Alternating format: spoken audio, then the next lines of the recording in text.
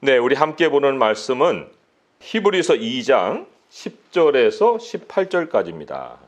한 목소리 함께 읽겠습니다. 그러므로 만물이 그를 위하고 또한 그로 말미암은 이가 많은 아들들을 이끌어 영광에 들어가게 하시는 일에 그들의 구원의 창시자를 고난을 통하여 온전하게 하심이 합당하도다. 거룩하게 하시는 이와 거룩하게 함을 입은 자들이 다 한 근원에서 난지라. 그러므로 형제라 부르시기를 부끄러워하지 아니하시고 이르시되 내가 주의 이름을 내 형제들에게 선포하고 내가 주를 교회 중에서 찬송하리라 하셨으며 또다시 내가 그를 의지하리라 하시고 또다시 볼지어다 나와 및 하나님께서 내게 주신 자녀라 하셨으니 자녀들은 혈과 육에 속하였음에 그도 또한 같은 모양으로 혈과 육을 함께 지니심은 죽음을 통하여 죽음의 세력을 잡은 자 곧 마귀를 멸하시며 또 죽기를 무수함으로 한평생 매여 종노릇하는 모든 자들을 놓아주려 하심이니 이는 확실히 천사들을 붙들어 주려 하심이 아니요 오직 아브라함의 자손을 붙들어 주려 하심이라. 그러므로 그가 범사의 형제들과 같이 되심이 마땅하도다. 이는 하나님의 일에 자비하고 신실한 대제사장이 되어 백성의 죄를 속량하려 하심이라. 그가 시험을 받아 고난을 당하셨은즉 시험 받는 자들을 능히 도우실 수 있느니라. 아멘. 네, 우리 지난주에 예수 그리스도 안에 있는 믿음으로 말미암아 구원에 이르는 지혜, 그것이 성경에 있다라고 우리가 메시지를 들었습니다. 성경, 복음, 이 복음에는 구원에 대한 신비가 들어있어요. 이 구원은 상식이 아니고 신비예요. 그것은 발견하는 사람만이 알 수 있는 비밀입니다. 이스라엘의 여러 역사를 우리가 구약에서 대하다가 갑자기 이제 예수님이 오시고 난 다음에 이스라엘의 의미가 없어졌어요. 왜 그럴까?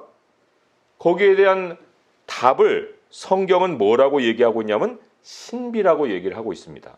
로마서 11장 25절에 보시면 거기에 바울이 이런 말을 했죠.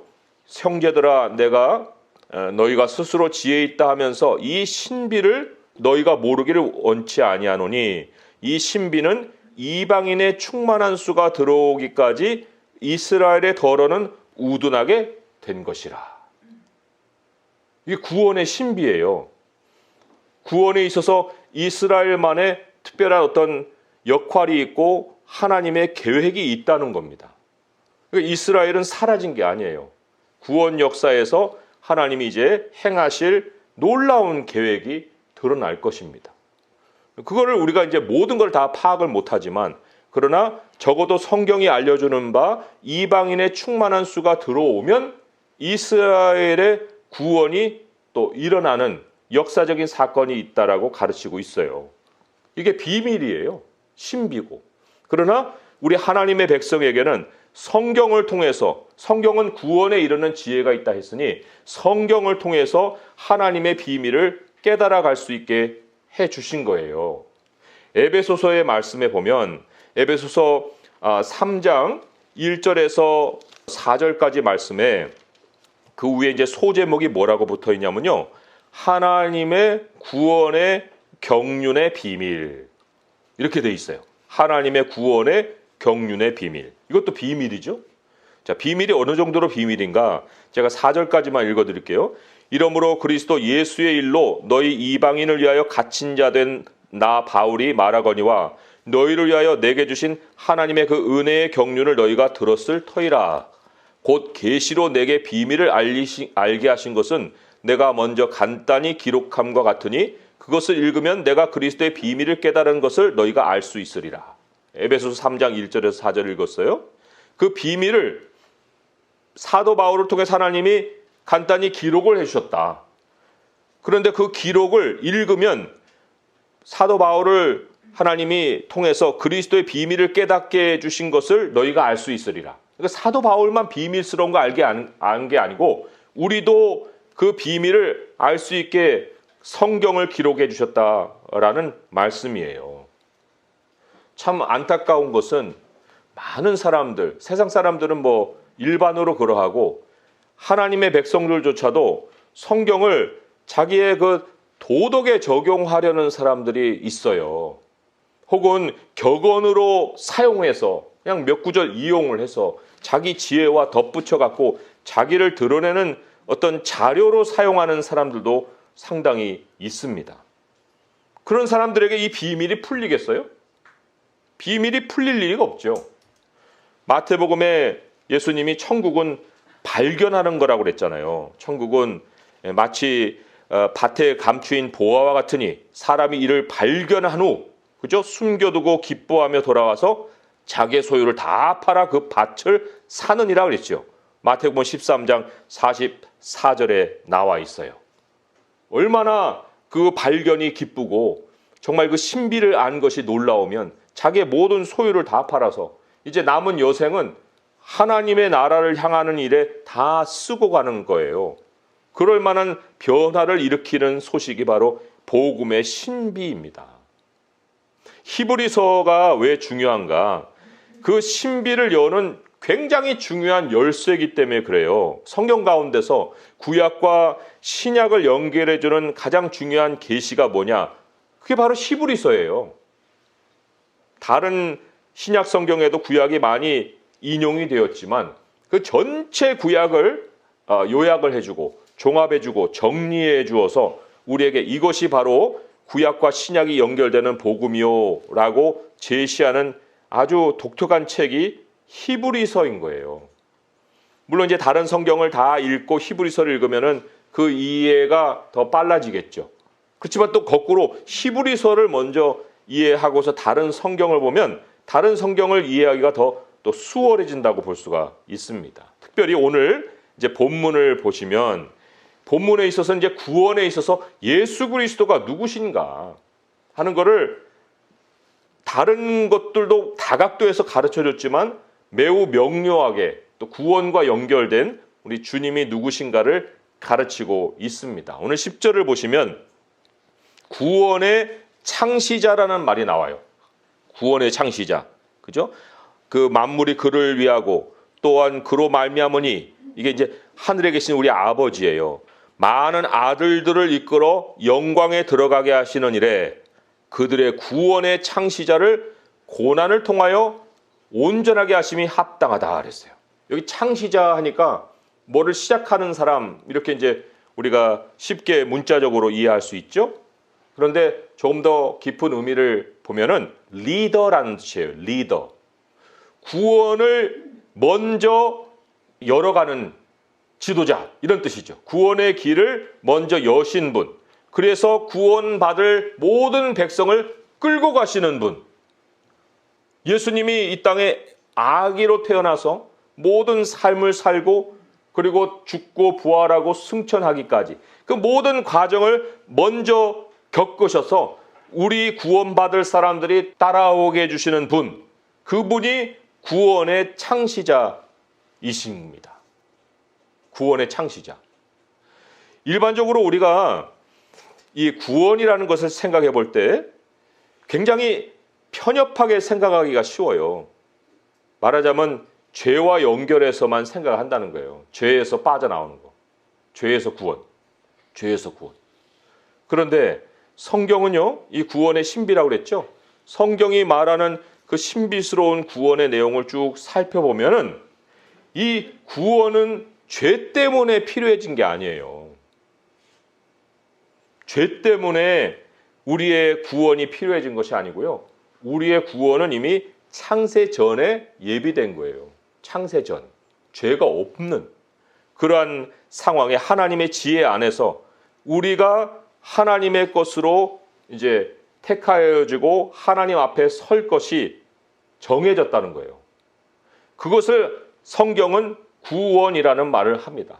그러니까 구원을 요약하자면 창세전에 하나님이 택하신 백성이 땅에 있다가 하늘에 올라가는 것을 구원이라고 하는 거예요. 죽음이라는 것은 그 올라가는 여정 속에 끼어든 거예요. 그러나 끼어들었다고 해서 우리가 올라가지 못하느냐? 하나님이 택한 백성은 반드시 올라갑니다. 땅에서 하늘로 올라가요. 그것을 성경은 구원이라고 얘기해요. 에베소서 1장 4절을 보셔요. 한번 에베소서 1장 4절을 보시면 그 과정이 아주 일목요연하게 우리에게 선포되어 있습니다. 에베소서 1장 4절 말씀 함께 찾아보도록 하겠습니다. 읽어볼게요. 에베소서 1장 4절 말씀 같이 한번 읽어보겠습니다. 곧 창세전에 그리스도 안에서 우리를 택하사 우리로 사랑 안에서 그 앞에 거룩하고 흠이 없게 하시려고. 두 단계가 있어요. 하나는 창세전에 우리를 택하신 단계예요. 이거는 아무도 거기에 동참한 사람 없어요. 하나님만 하신 일이에요.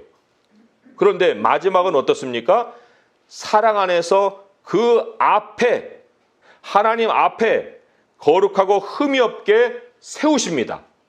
이게 완성된 거예요. 택하심이 있고 그 앞에 거룩하고 흠이 없는 모습으로 선 모습이 있어요. 이 하나님이 택하시고 마지막에 하나님 앞에 세우시는 그 과정 안에 뭐가 있습니까? 우리가 땅에서 땅의 육체로 살아가는 과정이 있는 거예요. 그러나 반드시 하나님은 택하신 자를 그 앞에 세우시기 때문에 이거 자체를 성경은 구원이라고 얘기를 하는 거예요. 말씀드렸듯이 죄라는 것은 중간에 끼어든 거거든요. 사망이라는 것이 중간에 끼어들은 거예요. 우리는 다 하나님께로 돌아가기 위해서 택해진 사람들이에요. 하나님이 먼저 첫 단계로 땅을 거쳐오게 하셨지만 그러나 반드시 하나님께로 돌아가야 되는 존재이기 때문에 그 돌아가는 것을 우리는 향해 가야 되는데 거기에 개입을 해서 하나님께 돌아가지 못하게 만든 것이 죄입니다. 스스로 하나님이 되고자 한 것이 죄예요. 땅의 육체로 남으려고 했던 것이 죄입니다. 하나님이 말씀을 주셨는데 말씀을 버리고 자기 생각으로 세상을 살아가려고 했던 것이 죄예요. 그게 결과적으로 하나님을 떠나잖아요. 하나님 또 내쫓기도 하시고 거룩한 하나님의 존재 앞에 설 수 없는 사람이 되었기 때문에 사람은 본래요. 변화되는 일을 겪게 돼 있어요. 하나님이 그렇게 창조하셨습니다. 육의 몸이 영의 몸으로 자연스럽게 변화되는 계획을 하나님이 가지고 우리를 창조하신 거예요. 하지만 하나님을 떠남으로 인해서 그 죽음이 들어왔기 때문에 자연스럽게 육의 몸이 영의 몸으로 변화되어야 되는데 이제는 죽음을 거쳐야 되는 거예요. 육체를 벗고 와야 되는 거예요.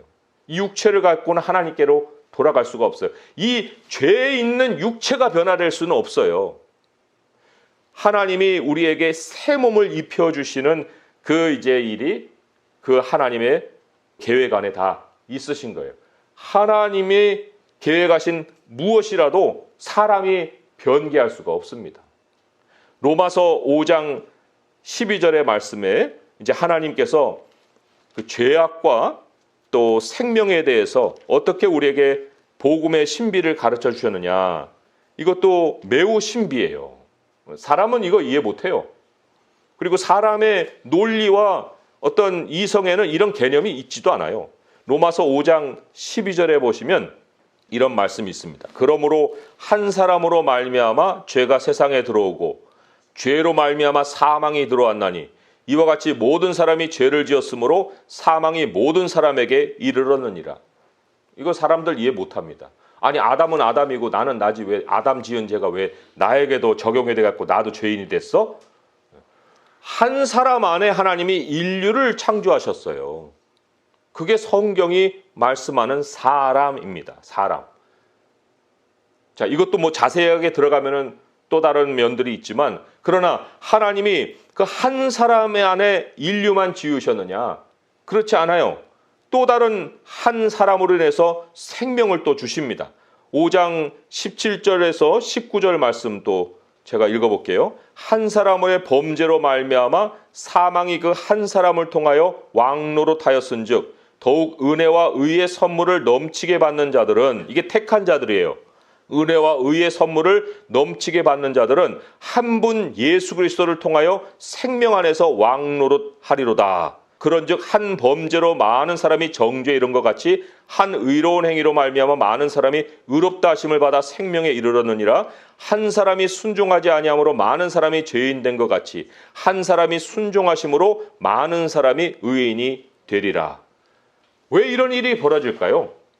오늘 히브리서에 답이 있는데 그 육체의 근원은 아담이죠. 우리의 모든 육체의 근원은 아담이에요. 근원을 떠날 수가 없어요. 근원과 우리가 하나이기 때문에 아담에게 일어나는 모든 일이 우리에게 일어나는 거예요. 마찬가지로 하나님이 택하신 사람들의 근원은 그리스도이십니다. 오늘 말씀으로 돌아오면 말씀 11절에 거룩하게 하시는 이와 거룩하게 함을 입은 자들이 다 한 근원에서 난지라 그러므로 형제라 부르시기를 부끄러워하지 아니하셨다.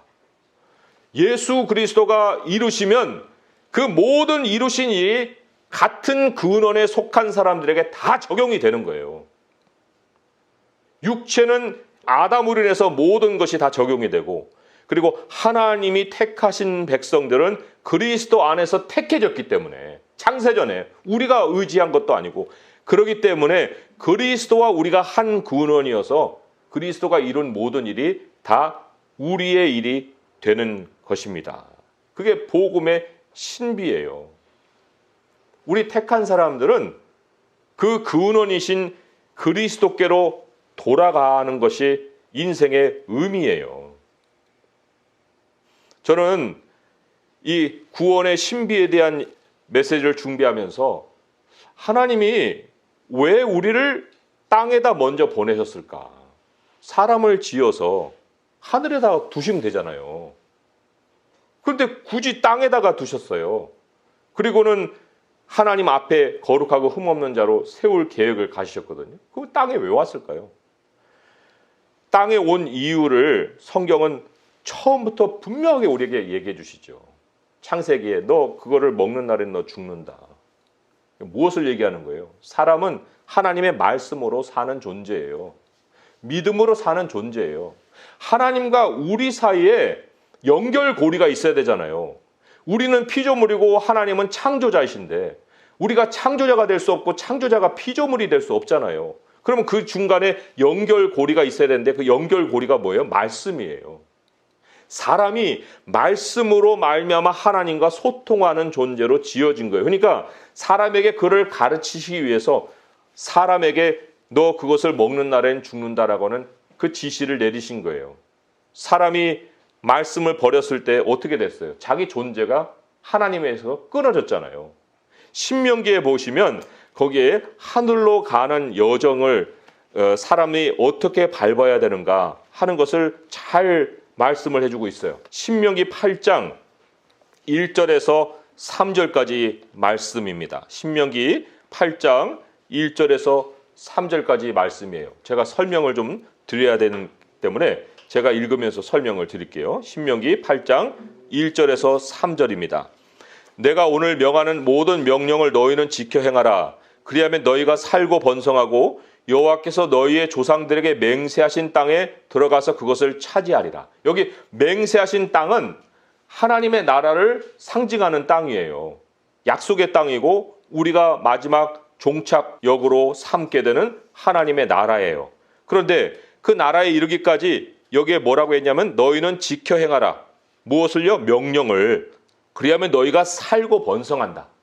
그러나 살고 번성하는 것이 하나님의 나라, 맹세하신 땅에 들어가기 위해서 과정이에요. 과정. 자, 그리고 그런 과정을 2절에는 광야라고 얘기했어요. 내 하나님 여호와께서 이 40년 동안에 내가 광야길을 걷게 하신 것을 기억하라. 이는 너를 낮추시며 너를 시험하사 내 마음이 어떠한지 그 명령을 지키는지 지키지 않은지 알려 하심이라. 이 땅의 이 환경이라는 것이 결국 하나님 보실 때는 광야길이라는 거예요. 광야길. 우리가 마지막에 하나님으로부터 받을 영광에 비하면요. 아담이라는 존재조차도 초라한 존재인 거예요. 매우 초라한 존재입니다. 에덴 동산도 매우 초라한 곳이에요. 광야예요, 광야. 그런데 그 광야를 허락하신 이유는 하나님이 우리로 하나님의 말씀을 지키는지 안 지키는지를 알려 하셨다는 거예요. 3절 말씀, 너를 낮추시며 너를 줄이게 하시며 또 너를 알지 못하며 내 조상들도 알지 못하던 만나를 내게 먹이신 것은 사람이 떡으로만 사는 것이 아니요 여호와 입에서 나오는 모든 말씀으로 사는 줄을 내가 알게 하려 하심이니라. 말씀이죠, 말씀. 하나님과 사람의 영원한 연결고리, 이 말씀이에요. 사람이 그 말씀을 벗어나면서부터 하나님의 영이 이제 그와 함께하지 못하죠. 그래서 하나님이 내 영이 사람과 영원히 함께하지 아니할 것이라. 왜요? 사람들이 육체가 됨이니라. 그 말씀을 분명히 하셨죠. 창세기 6장 3절의 말씀에 여호와께서 이르시되 나의 영이 영원히 사람과 함께하지 아니하리니 이는 그들이 육신이 됨이라. 육신이 됨이라. 아담이 육신이 된 것처럼 모든 하나님의 영이 없는 사람들은 육신이 되는 거예요. 그러나 하나님이 택한 사람들은 하나님의 영을 사모합니다. 하나님께 돌아가는 것을 사모해요. 그래서 처음부터 그 믿음의 계보가 있는 사람들은 여호와의 이름을 부릅니다. 아담 이후로 하나님과 동행한 사람이 기록이 되어 있잖아요. 가장 대표적인 것이 노아죠, 노아. 많은 사람들이 육체에 젖어서 살 때 노아는 하나님과 동행한 자로서 소개를 하고 있습니다. 이때는 그 노아라고 하는 한 계보를 통해서 이제 민족이 퍼지게 하시고 그 가운데 또 아브라함을 택하여서 이스라엘이라고 하는 나라를 하나님이 구원의 방주와 같이 준비해 놓으셔서 그 복음을 선포를 하셨는데 이제 하나님이 예수 그리스도를 보내신 이유는 추수가 급한 거예요. 하나님의 택한 백성은 항상 역사상 소수입니다. 그 소수를 하나님이 이스라엘을 통해서 지금까지 보존해 오셨는데 그런데 이제는 때가 되어서 추수를 거두어야 돼요. 하나님이 하나님의 택한 백성을 이스라엘 속에 보내시다가 이제는 열방에 한꺼번에 보내시는 거예요. 마지막 추수가 일어나는 거예요. 추수밭을 보라 휘어져 추수하게 됐다. 이제는 이스라엘은 민족 안에만 보낸 것이 아니라 열방의 하나님의 백성들을 뿌려서 그 사람들 열매를 맺게 하시기 위해서 예수 그리스도가 오신 거예요. 말씀이 그냥 선지자를 통해서 선포된 것만이 아니라 말씀이 육신이 돼서 우리 가운데 오시고 그 모든 구원의 길을 이루시고 그리고는 하나님의 백성들에게 복음을 전하게 하셔서 이제 나를 믿는 자들 하나님의 구원을 주리라. 그 믿음의 계시가 이제는 계보에서 열방으로 퍼져나가게 하신 거예요. 예수 그리스도가 그 모든 구원의 길을 여신 것입니다. 오늘 말씀에 다시 돌아와서 보시면 14절에서 16절까지 거기에 16절에 특별히 이는 확실히 천사들을 붙들어 주려 하심이 아니요 오직 아브라함의 자손을 붙들어 주려 하심이라 그랬죠. 아브라함의 자손. 이제는 이스라엘 속에 아브라함의 자손이 있는 게 아니에요. 열방 중에 하나님이 급하게 이제 하나님의 구원을 이루기 위해서 열방 중에서 아브라함의 자손을 추수를 거두시는 거예요. 우리도 아브라함의 자손으로 하나님이 이 땅에 보내신 거예요. 혈과 육에 붙들려 있어갖고 죽음 때문에 무서워가지고 맨 한평생 종노릇하며 사는 그 사람들 아브라함의 자손, 택한 자손을 하나님이 구원해 내시려고 불러내시려고 하나님이 예수 그리스도를 이 땅에 보내신 것이다. 그뿐만이 아니죠. 아까 예수 그리스도가 리더라고 그랬죠. 구원의 리더다. 구원의 인도자다 했듯이 17절, 18절에 보시면 그것이 앞으로 우리가 하나님 나라 가기까지 예수 그리스도가 무슨 일을 우리를 위해서 해 주실 것이냐는 약속입니다. 같이 한번 읽어볼게요. 17절, 18절입니다. 시작. 그러므로 그가 범사의 형제들과 같이 되심이 마땅하도다. 이는 하나님의 일에 자비하고 신실한 대제사장이 되어 백성의 죄를 속량하려 하심이라. 그가 시험을 받아 고난을 당하셨은즉 시험 받는 자들을 능히 도우실 수 있느니라. 능히 도우실 수 있느니라. 근원이 같으신 분이 모든 일을 먼저 이루시고 우리가 시험 받을 때 도우시는 분으로 우리 앞에 앞서 가셨다는 거예요. 그리고는 이제 계속 우리 주님이 구원받을 자를 추수해 내시죠. 그 추수의 결과가 어디에 있습니까? 12절을 한번 같이 또 읽어보겠습니다. 시작. 이르시기를 내가 주의 이름을 내 형제들에게 선포하고 내가 주를 교회 중에서 찬송하리라. 교회입니다. 교회. 교회가 예수님이 땅에서 추수해 놓으신 자기 백성의 곡관이에요. 교회를 곳곳에 세워서 이제 모아놓으시는 거예요. 이렇게 그 곡식단을 모아두듯이. 그러니까 내가 주의 이름을 내 형제들에게 선포하고 내가 주를 교회에서 찬송한다. 교회에 그리스도가 살아계시는 거예요. 13절 중간에도 보면 볼지어다 나와 및 하나님께서 내게 주신 자녀다. 예수님이 선포하시잖아요. 그러면 이제 우리는 그리스도의 인도를 따라서 무엇을 해야 되느냐? 그 13절 처음 부분 같이 한번 읽어볼까요? 시작. 또다시 내가 그를 의지하리라. 내가 그를 의지하리라. 이거예요. 우리가 무슨 큰 일을 하는 것이 아닙니다. 우리에게 남은 일은 예수 그리스도가 추수해 놓으신 교회 안에서 내가 그를 의지하리라. 이걸 통해서 우리의 땅의 삶을 제대로 마치면 되는 거예요. 그러면 하나님이 우리로 택한 자에게 계획했던 모든 일을 이루시고 하나님 앞에 거룩하고 흠이 없는 자로 세우신다는 것입니다. 더 많은 구원의 신비를 성경은 가르치고 있지만 분명한 뼈대는 하나님은 택하신 자를 땅에 보내서 훈련하시고 영원한 생명은 하늘에 가서 살게 하신다는 말씀이에요. 이게 바로 구원이고, 그렇기 때문에 우리는 천국을 준비하는 것 외에는 다른 우선순위가 없습니다. 그 나라가 우리를 위에 준비되어 있고 하나님은 그 나라로 우리를 부르시고 또 그 나라로 가는 길을 도우신다는 거예요. 앞으로도 우리에게 많은 시험이 찾아올 것입니다. 우리는 완벽하지 않아요. 어떠한 종류의 시험이 우리에게 찾아올지는 우리가 예상할 수는 없지만, 그러나 우리는 오직 그를 의지하리라. 예수 그리스도가 나의 모든 길을 여셨느니라. 그가 구원의 창시자이시니라. 그분을 의지하고 그분을 바라볼 때 그분이 능히 나를 도우실 수 있느니라 하는 말씀을 우리가 마음에 새기고, 또 내 자신을 위해서만 기도할 것이 아니라 우리가 다 한 근원에 있으니, 그리스도 안에 한 형제가 되었으니 우리 서로를 위해 기도하는 것이 나를 위해 기도하는 것이고, 서로를 위해 우리가 희생하는 것이 또 나를 위해서 희생하는 것을 알고, 이 교회 안에 모아놓으신 이 곡간의 이 알곡들을 서로가 지켜주고 함께 그리스도를 향해 갈 수 있는 성도 될 수 있기를 주님의 이름으로 축원드립니다. 기도하겠습니다. 하나님 아버지, 감사합니다. 세상이 아무리 참 지혜가 많이 있다 하더라도 이 구원의 신비를 어찌 알겠습니까? 하나님의 영이 함께하는 사람들에게만 이 구원의 신비가 열리고 천국의 소중함이 느껴지고, 그리고 우리가 돌아갈 곳은 하나님의 나라인 것을 깨닫게 됩니다.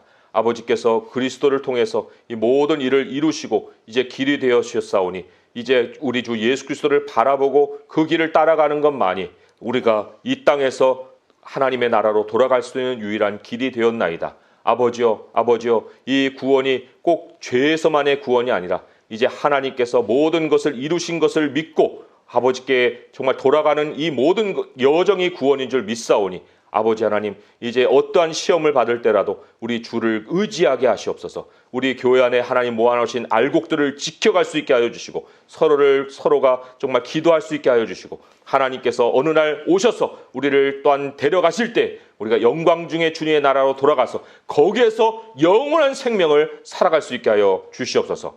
우리 주 예수 그리스도의 이름으로 감사하며 기도합니다. 아멘.